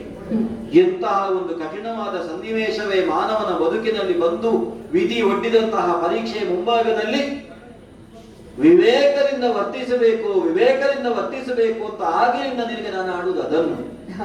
ಮಗು, ನಿನಗೊಂದೇಳ, ಬಾಯಿಗೆ ರುಚಿಯಾದದ್ದೆಲ್ಲ ಹೊಟ್ಟೆಗೆ ಒಳ್ಳೆದಲ್ಲ. ಹೌದಾ? ನಮ್ಮ ಮುಂಭಾಗದಲ್ಲಿ ಈಗ ರಾಮ ಬರ್ಲಿ, ಅಯೋಧ್ಯೆಯಲ್ಲಿ ಚಕ್ರವರ್ತಿ ಪೀಠವನ್ನು ಏರ್ಲಿ, ಪ್ರಜೆಗಳಿಗೆ ಒಳ್ಳೇದು ಅಂತ ಕಾಣುತ್ತದೆ. ಆದ್ರೆ ಹಿಂದಿಂದ ಜೀರ್ಣ ಆಗ್ಲಿಕ್ಕಿಲ್ಲ ಅನ್ನುವಂತಹ ಭರವಸೆ ನಮ್ಮವರಿಗೂ. ಆದ್ರೆ ಅದೇ ಪ್ರಜೆಗಳು ನಾಳೆ ಏನ್ ಹೇಳ್ತಾರೆ ಗೊತ್ತಾ? ಏನು? ಒಮ್ಮೆ ಅಮ್ಮನಿಗೆ ಮಾತು ಕೊಟ್ಟ ರಾಮ ಕಾಡಿಗೆ ಹೋದ, ಆಮೇಲೆ ಭರತ ಒತ್ತಾಯ ಮಾಡಿದ ಮೇಲೆ ಮತ್ತೆ ಅಯೋಧ್ಯೆಗೆ ಬಂದು ಚಕ್ರವರ್ತಿ ಪೀಠದಲ್ಲಿ ಕೂತಿದ್ದಾನೆ. ನಮ್ಮ ಅರಸನಿಗೆ ಹೇಳಿದ ಮಾತಿಲ್ಲ, ಮತ್ತೆ ನಾವ್ಯಾಕೆ ಹೇಳಿದ್ದು ಕೇಳಬೇಕು ಅಂತ ಹೇಳ್ತಾರೆ. ಇದು ಪ್ರಜೆಗಳ ಗುಣ. ಯಾಕಂದ್ರೆ ಈ ಬಗ್ಗೆ ನಾನೇನು ಆಡುವುದು? ಅರಸನಾದವ ಯಾವ ರೀತಿಯಾಗಿ ಇರ್ತಾನೋ ಅದನ್ನೇ ಅನುಸರಿಸಿಕೊಂಡು ಪ್ರಜೆಗಳು ಇರ್ತಾರೆ. ಅದು ಹೌದಣ್ಣ. ಹಾಗಾಗಿ ಆಡ್ತಾ ಇದ್ದೇನೆ. ನಮ್ಮ ನಮ್ಮ ಕರ್ತವ್ಯ ಏನು ಅಂತ ಪ್ರಾಮಾಣಿಕವಾಗಿ ಆಲೋಚಿಸುವ. 14 ವರ್ಷಗಳ ವನವಾಸ ನನಗೆ, ಪಟ್ಟಾಭಿಷಿಕ್ತನಾಗಿ ಅಯೋಧ್ಯೆಯಲ್ಲಿ ಆಡುವಂತಹ ಹೊಣೆಗಾರಿಕೆ ನಿನಗೆ.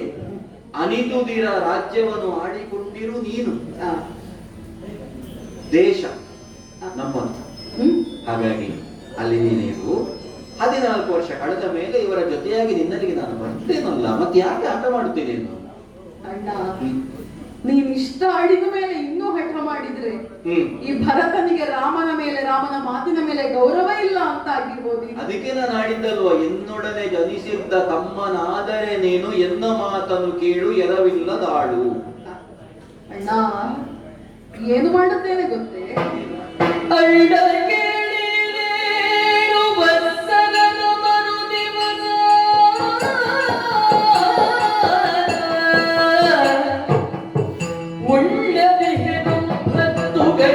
ಪರ್ಯಂತ ಅಣ್ಣ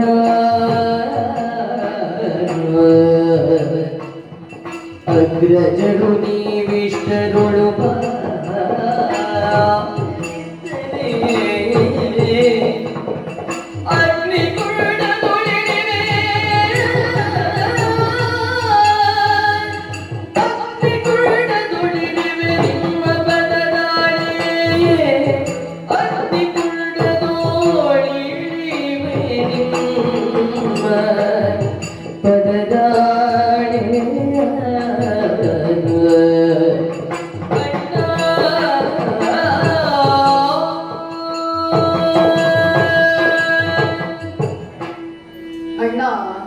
ಸಹೋದರ, ನೀನು ಪರಿಪರಿಯಾಗಿ ನನಗೆ ಅರ್ಥ ಆಗುವ ಹಾಗೆ ಇಷ್ಟೆಲ್ಲ ಹೇಳುತ್ತಾ ಇರುವಾಗ ವಸಿಷ್ಠರು ನನ್ನನ್ನು ನೋಡಿ ಕಣ್ಸನ್ನೆ ಮಾಡಿದರು.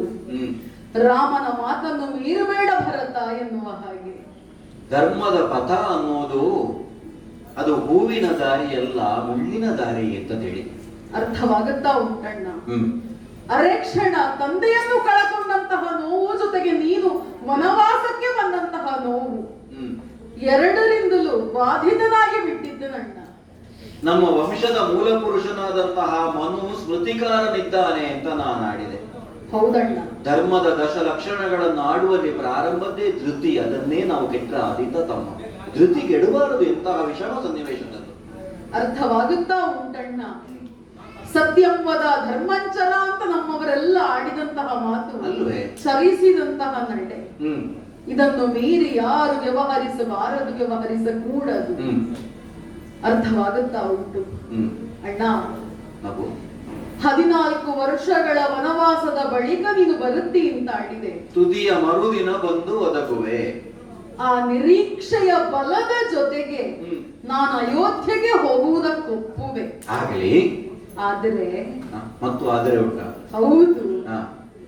ನೀನು ಬರುತ್ತೇನೆ ಅಂತ ಆಡಿದ ಮೇಲೆ ನೀನು ಬರುವವರೆಗೆ ತಮ್ಮನಾಗಿ ನಿನ್ನನ್ನು ಕಾಯುತ್ತಾ ಇರುತ್ತೇನೆ. ಅದು ಇರ್ಲೇಬೇಕಲ್ಲ. ಅಯೋಧ್ಯೆಯ ಪಟ್ಟದಲ್ಲಿ ಕುಳಿತಲ್ಲ, ಮತ್ತೆ ನನ್ನ ಆಡಳಿತಕ್ಕೂ ಅನುಕೂಲವಾಗುವ ಹಾಗೆ, ನನ್ನ ಮನದ ಭಾವಕ್ಕೂ ಬೇಕಾಗುವ ಹಾಗೆ ನಂದೇ ಗ್ರಾಮದಲ್ಲಿದ್ದುಕೊಂಡು ಅತ್ತ ಆಡಳಿತ, ಇತ್ತ ನೀನು ಯಾವತ್ತು ಬರುತ್ತಿ, 14 ವರ್ಷ ಯಾವಾಗ ಕಳೆಯುತ್ತದೆ ಅನ್ನುವಂತಹ ನಿರೀಕ್ಷೆ, ಎರಡು ಭಾವಗಳ ಜೊತೆಗೆ ಈ ಭರತ ರಾಮನ ನಿರೀಕ್ಷೆಯಲ್ಲಿರುತ್ತಾನಣ್ಣ.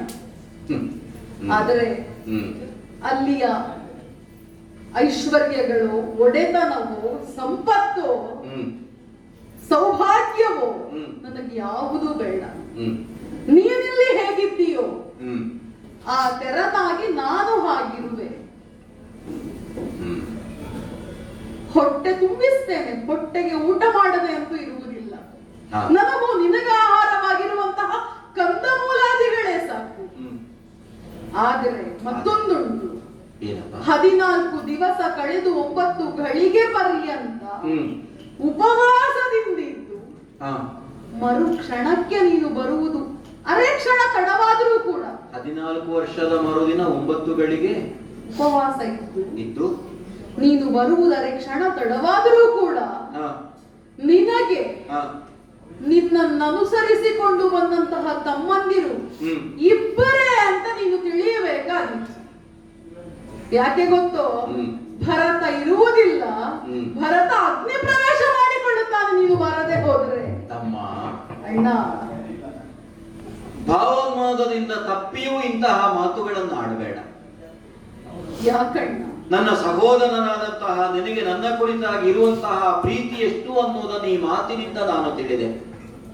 ಆ ಕ್ಷಣಕ್ಕೆ ನೋಡು, ಲಕ್ಷ್ಮಣನಲ್ಲಿ ಹೇಳಿದೆ, ಆ ದಿನವನ್ನು ಈಗಲೇ ಬರೆದಿಟ್ಟುಕೋ, ಒಂದು ಕ್ಷಣವೂ ನಾವು ತಡ ಮಾಡಿ ಹೋಗುವ ಹಾಗಿಲ್ಲ ಅಂತ.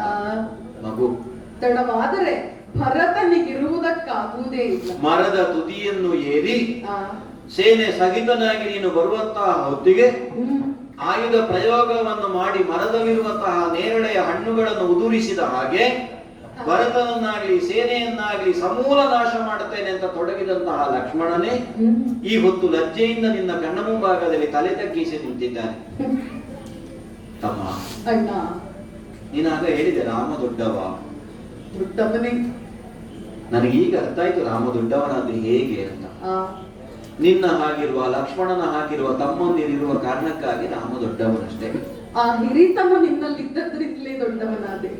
ಆಗ್ಲಿ ನೋಡು, ಅಯೋಧ್ಯೆಗೆ ಹೋಗು, 14 ವರ್ಷ ಕಳೆದು ಬಂತೆ. ಅಣ್ಣ, ಅಯೋಧ್ಯೆಗೆ ಹೋಗುವುದು ನಿಜ, ಪಟ್ಟದಲ್ಲಿ ಇರುವುದಿಲ್ಲ ಅಂತಲೂ ನಿಜ. ಪಟ್ಟಾಭಿಷಿಕ್ತನ ನೀನು ಆಗದ ಮೇಲೆ ಆಳ್ವಿಕೆಯನ್ನೇ ಯಾರು ಮಾಡ್ತಾರಪ್ಪ? ಅಣ್ಣ, ನಾನು ಆಡಿದೆ ಅಲ್ಲವೇ, ನಂದಿಗ್ರಾಮದಲ್ಲೇ ಇದ್ದುಕೊಂಡು ಆಳ್ವಿಕೆ ಮಾಡುತ್ತೇನೆ ಅಂತ. ಸರಿ, ಆದರೆ ಭರತ ಅರಸನಾಗಿ ಅಲ್ಲ, ಮತ್ತೆ ಅಲ್ಲಿ ನೀನೇ ಇರಬೇಕು. ನೀನಿರುವುದಕ್ಕಾಗದಿದ್ದರೆ ಅಣ್ಣ ಏನು ಮಾಡಬೇಕು ಅಂತ ಯೋಚಿಸಿದೆ. ಬರಬೇಕಾದರೆ ರಾಮ ಮರಳಿ ಅಯೋಧ್ಯೆಗೆ ಬರುತ್ತಾನೆ ಅಂತಾದರೆ ಹೊನ್ನ ಪಾದುಕೆಗಳನ್ನು ತೆಗೆದುಕೊಂಡು ಹೋಗಬೇಕು ಮಗು ಅಂತ ನಮ್ಮವರೆಲ್ಲ ಆಡಿದ್ದರು. ಪಟ್ಟಾಭಿಷೇಕ ಆಗುವ ಕಾಲದಲ್ಲಿ ಧರಿಸಬೇಕಾದಂತಹ ಪಾದುಕೆಗಳು ತಂದಿದ್ದೇನೆ. ಅದನ್ನು ನನ್ನ 2 ಕೈಗಳಿಂದ ಎತ್ತಿ ಹಿಡಿದಿದ್ದೇನೆ, ನಿನ್ನ ಕಾಲ ಬುಡದಲ್ಲಿ ಇರಿಸಿದ್ದೇನೆ. ಅಣ್ಣ, ನೀನೊಮ್ಮೆ ಧರಿಸ್ತೀಯೋ ಅದನ್ನು? ಸೇವೆಯನ್ನುತ ತನ್ನ ಪಾವನಾತ್ರಿಯೊಳಿದ್ದ ಹಾವುಗಳಲ್ಲಿಟ್ಟು ಕಲಸಿ ಬೀಳ್ಕೊಟ್ಟ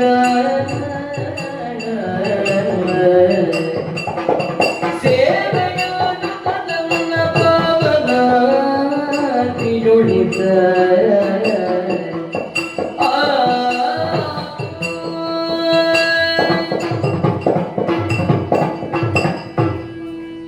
ಏನು ಅಂತ ಹೇಳಿ ಭರತ? ಯಾಕಣ್ಣ? ಮೂಕನಾಗಿದ್ದೇನೆ. ರಾಮನ ಪಾದುಕೆಯನ್ನೇ ಎತ್ತಿ ನೀನು ಸಿಂಹಾಸನದಲ್ಲಿ ಇರಿಸ್ತೀನಿ. ಹೌದಣ್ಣ, ರಾಮನ ಪಾದುಕೆ ಇದ್ದರೆ ರಾಮ ಇದ್ದ ಹಾಗಾದೀತು ಅಂತ ಒಂದು ಬಯಕೆ. ಕಂದ, ಅಣ್ಣ, ನಿನ್ನದಾದಂತಹ ಭಾವಗಳೇನುಂಟು ಅದೆಲ್ಲದಕ್ಕೂ ರಾಮ ವಿಪರೀತವಾಗಿ ಮಾತನಾಡಿದ ಅಂತ ಬೇಡ. ಇದು ನನ್ನ ಕಾಲ ಮುಂಭಾಗದಲ್ಲಿ, ಪಾದದ ಮುಂಭಾಗದಲ್ಲಿ ಇರಿಸಿದಂತಹ ಪಾದುಕೆಗಳ ಮೇಲೆ ನನ್ನ ಕಾಲನ್ನೊಮ್ಮೆ ಸ್ಪರ್ಶಿಸಿದ್ದೇನೆ. ಸರಿ, ಬದುಕು ಅನ್ನುವುದು ಬಹುಶಃ ಹೀಗೆ ಸಾಗಬೇಕು ಅಂತ ವಿಧಿ ಬರೆದಿರಬೇಕು. ಒಂದು ಮಾತೇಳ ನಿನಗೆ, ಏನಣ್ಣ? ಪಟ್ಟಾಭಿಷಿಕ್ತನಾಗುವುದಕ್ಕೆ ನಾನು ಸನ್ನದ್ಧನಾಗುವಲ್ಲಿವರೆಗೆ ನಮ್ಮ ತಾಯಿಯಾದಂತಹ ಕೈಕೆ ಯಾವ ಕಾಲಕ್ಕಾದ್ರೂ ನನ್ನಲ್ಲಿ ದ್ವೇಷವನ್ನು ಅಥವಾ ಬೇರೆ ಯಾವುದೋ ಒಂದು ಭಾವವನ್ನು ತಡೆದದ್ದುಂಟೋ ಹೇಳು? ಇಲ್ಲ. ಬಾಲ್ಯದಲ್ಲಿ ತೊಡೆಯಲ್ಲಿ ಮಲಗಿಕೊಂಡು ನೀನು ಸ್ತನ್ಯಪಾನವನ್ನು ಮಾಡುವ ಹೊತ್ತಿನಲ್ಲಿ ನಾನೆಲ್ಲಿಯಾದರೂ ಓಡೋಡಿ ಬಂದ್ರೆ ನಿನ್ನನ್ನು ಕೆಳಗಿಳಿಸಿ ನನ್ನನ್ನು ತನ್ನ ತೊಡೆಯ ಮೇಲೆ ಕುಳ್ಳಿರಿಸಿಕೊಂಡಿದ್ದಂತಹ ಮಹಾತಾಯಿ ಆ ಕೈಗೆ.